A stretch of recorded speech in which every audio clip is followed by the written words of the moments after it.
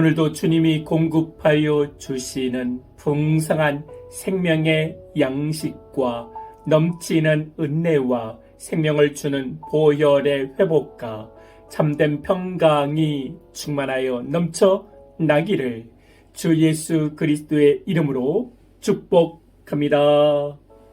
아멘.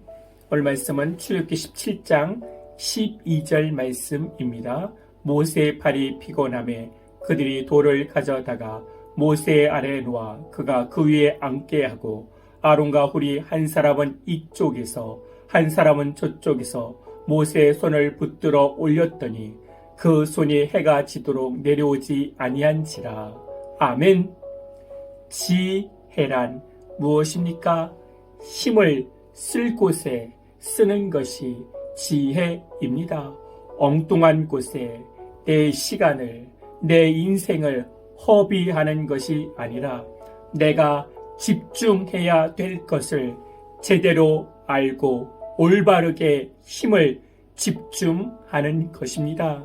빌 하이베스 목사님은 너무 바빠서 기도합니다라는 책을 통하여 이렇게 말을 했습니다.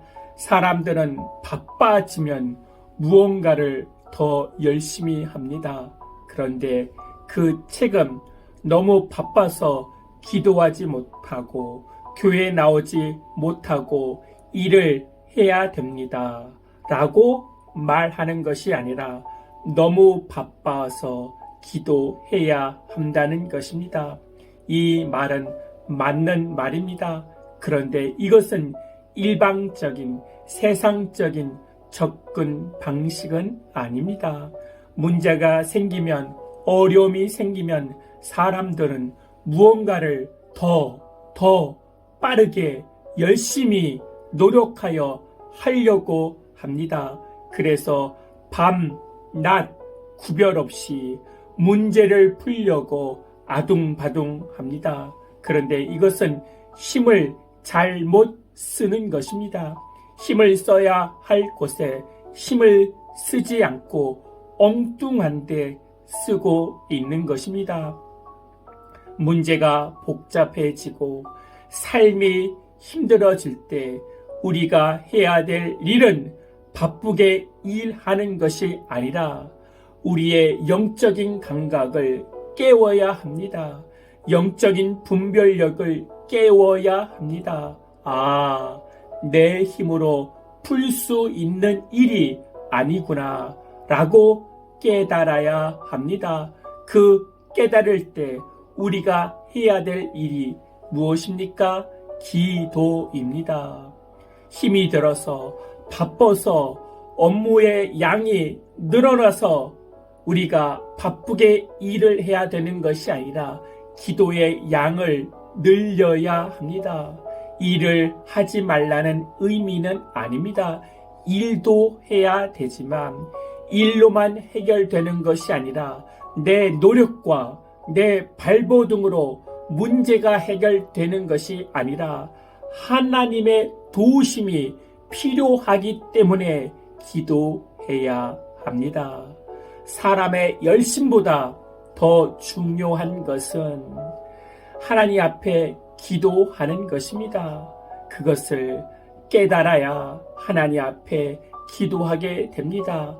힘들고 어려운 문제가 작고 복잡하게 꼬이면 자신이 해결해야 될 문제가 아니라는 것을 직감하고 오직 기도에 힘을 쏟아 부어야 합니다.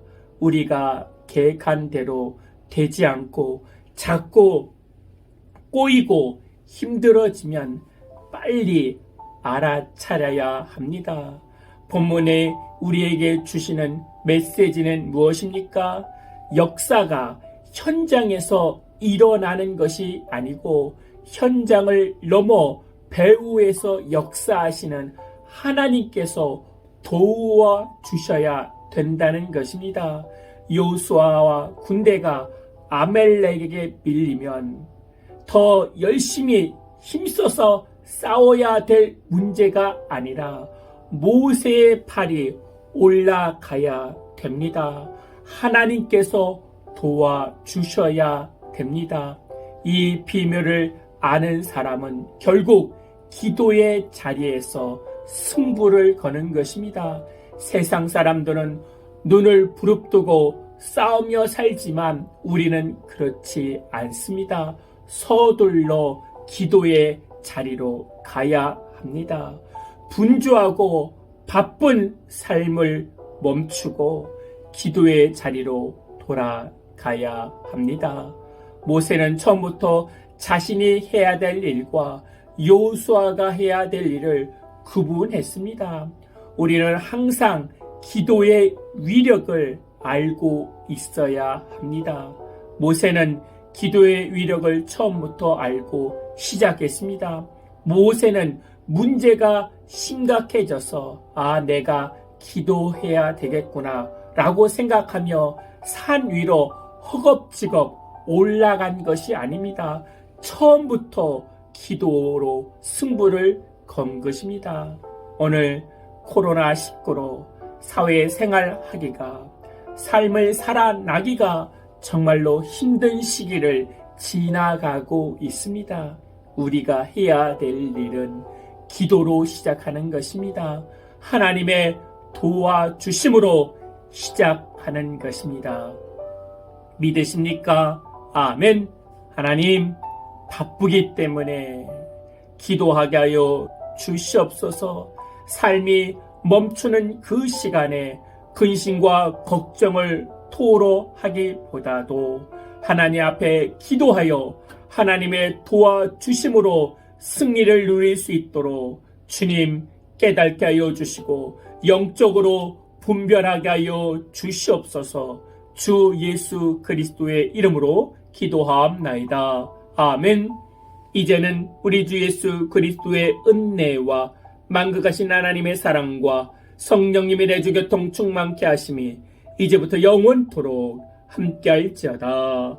아멘.